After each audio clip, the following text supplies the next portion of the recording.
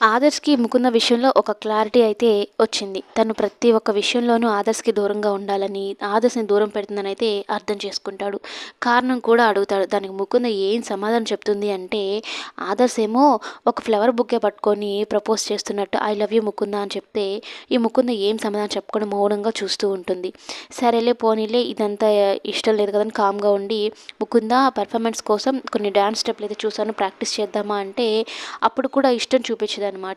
కోపంగా ఉంటుంది. ఎందుకు అంత చిరాకుగా ఉన్నావు అంటే, ఆదర్శ్ నువ్వేమీ అనుకోకు, నాకు ఇలాంటివన్నీ నచ్చవు.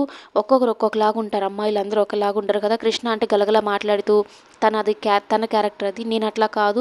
మీరు 2 సంవత్సరాలు లేరు కదా! నాకు ఒంటరితనం అలవాటైపోయింది. దాని నుంచి బయటపడడానికి నేను ట్రై చేస్తూ ఉన్నాను అన్నట్టు చెప్తూ ఉంటుంది.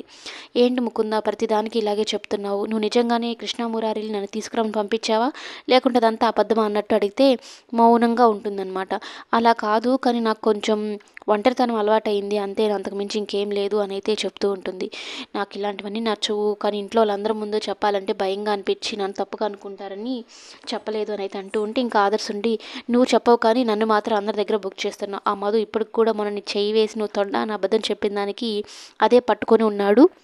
నువ్వు అలా ఎందుకు చేస్తున్నావు నాకైతే అర్థం కావడం లేదు. నేను రావడం నిజంగా నీకు ఇష్టం లేదా? నీ మనసులో ఇంకేదైనా భావన ఉందా అన్నట్టు అడుగుతూ ఉంటాడు.